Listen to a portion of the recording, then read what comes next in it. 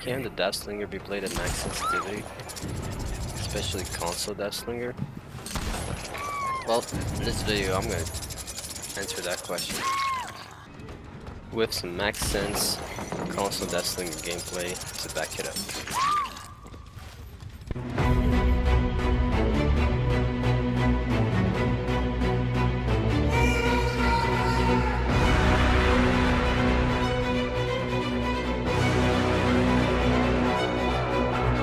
Finish him! Get over here!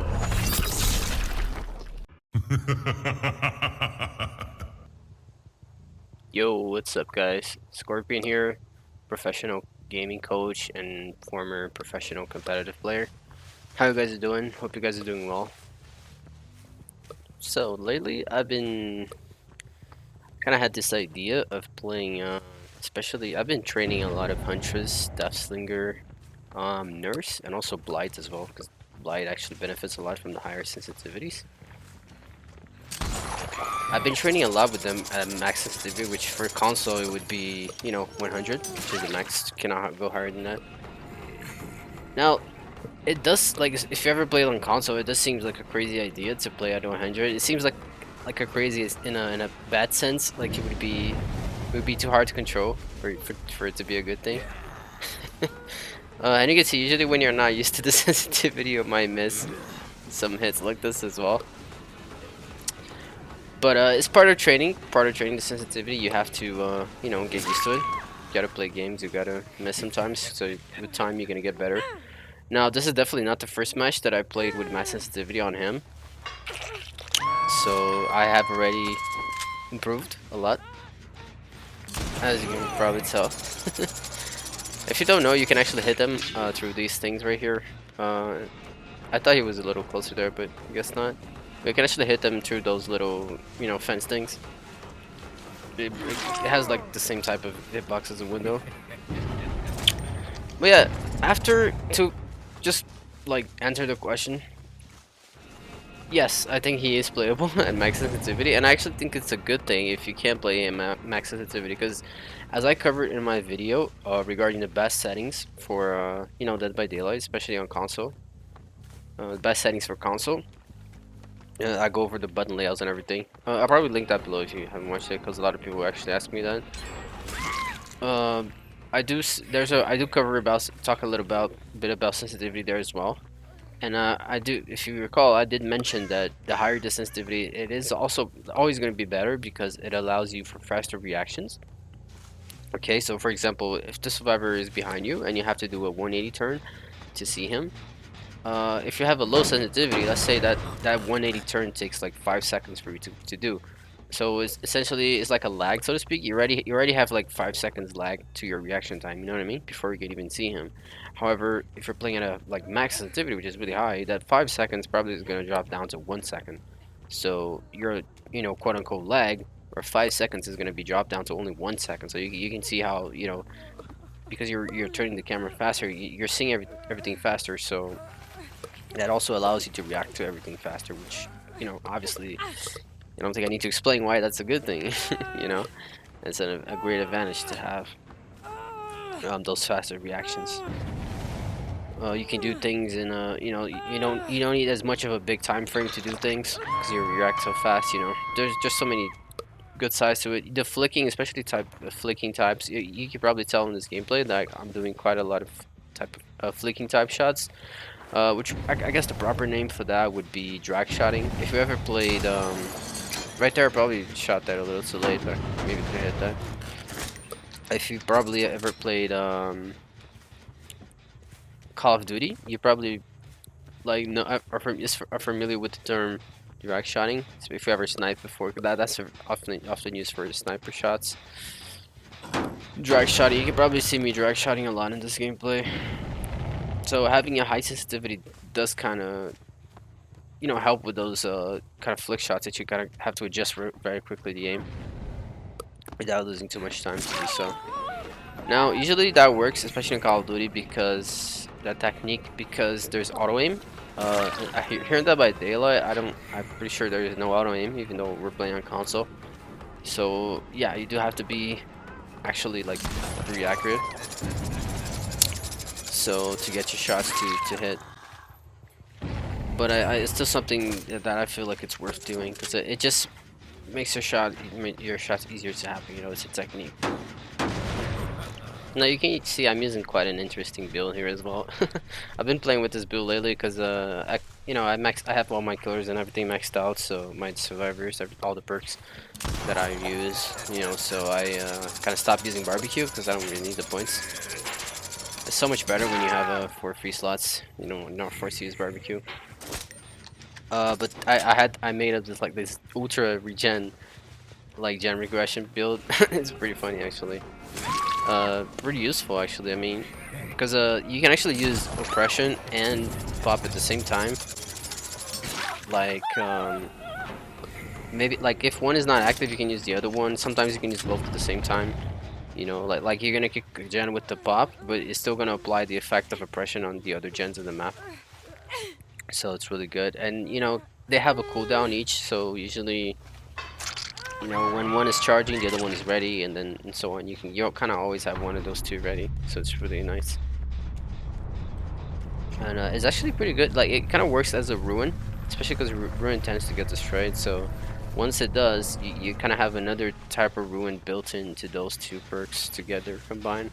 Because when you kick a gen with oppression, you see like I just kicked this gen. That gen is regressed a lot by pop, and 2 other gens on the map are also going to be affected and be regressing because of it. Kind of like similar to ruin, and especially because you use that usually towards the late game. There's only so many gens left, you know, like 4 gens, 3 gens, so it works even better, you know. Ruin at the end of the game, like the first start of the game is actually good because then you have like maybe 6 gens on the map that you have to cover at the same time. So ruin can help a lot with that in the way that these two perks cannot, you know, cover that same amount of gens at once. But yeah, it's a really good build. I totally recommend it if you have the 4 slots ready. I'm not entirely sure what I would prefer, if I would prefer pop or oppression. Like they're both kind of good. Oppression, you know, sounds a little better because it's gonna hit more than 1 gen. You see right there a little bit of drag shotting, but you know, but it doesn't have the same power, so to speak, as pop. So I don't know. Definitely both together are gonna do a better job, I'd say. Yeah, but yeah, I'm practicing my Huntress as well on max SENS, so I'll try to bring some gameplay of that soon.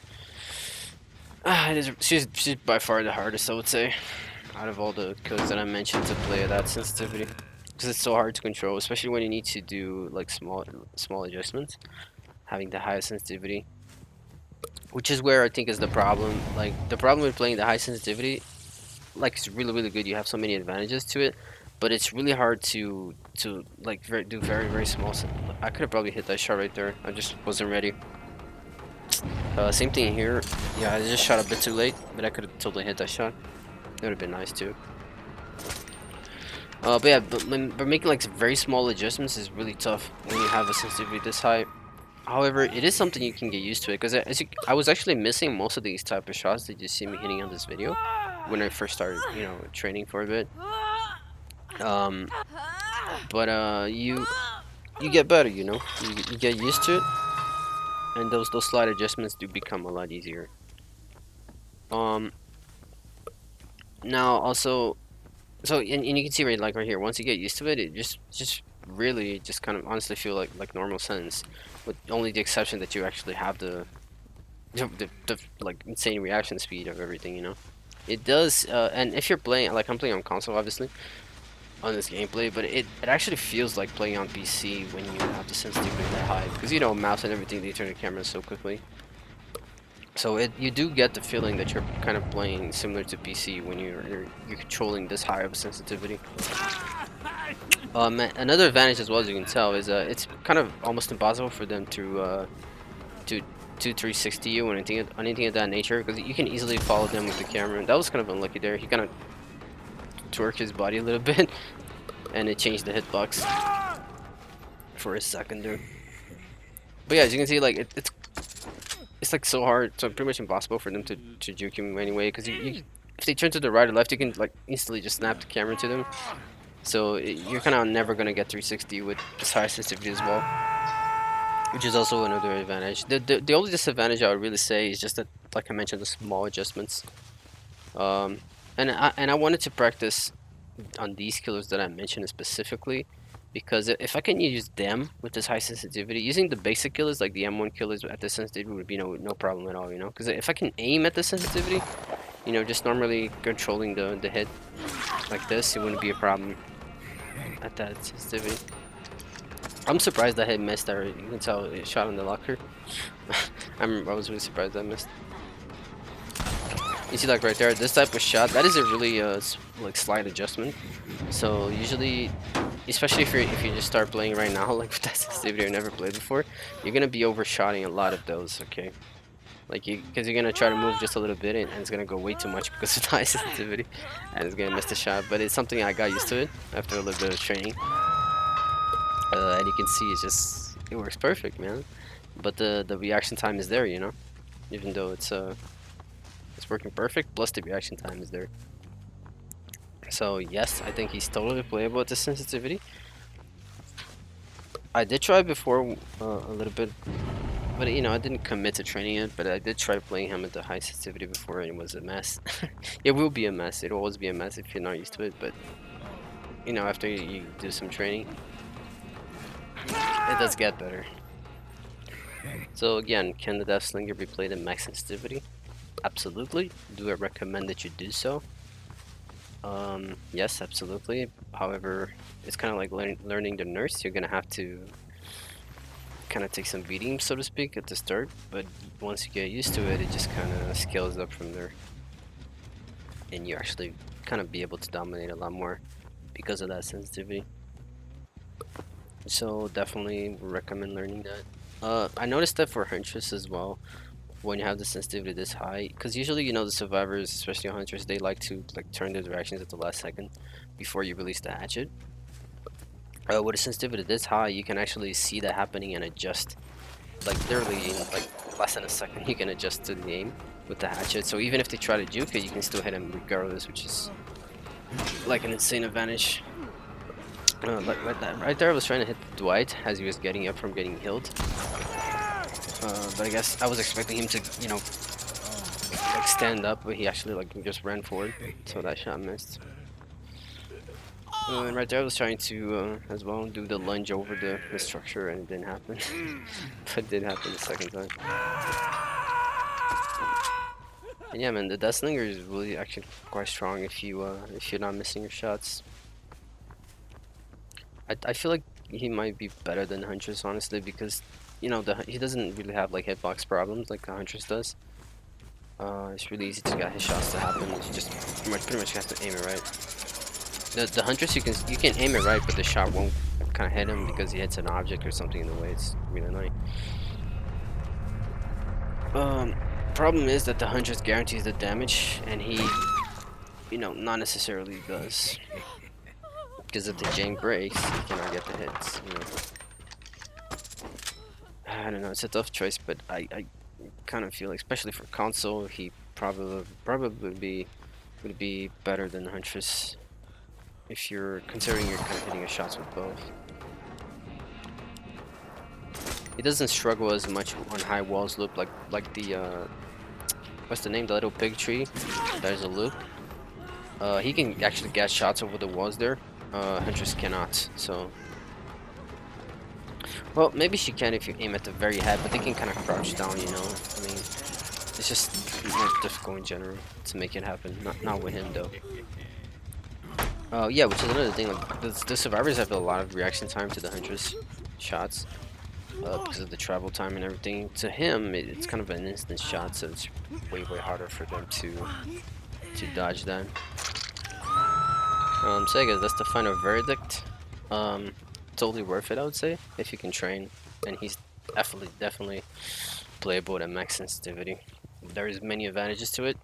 The downside is just the hard part, but you can train that so it becomes easy to control and adjust those very slight shots. Many guys, that's the video. I'll let you guys enjoy the end. There's the final person here, Yui. And as always, if you're struggling with anything at all related to DVD and you feel like you need some help, so you get very drastic, fast improvements, feel free to try my coaching. I'll always have the information on the description below. And yeah, see you guys on the next one.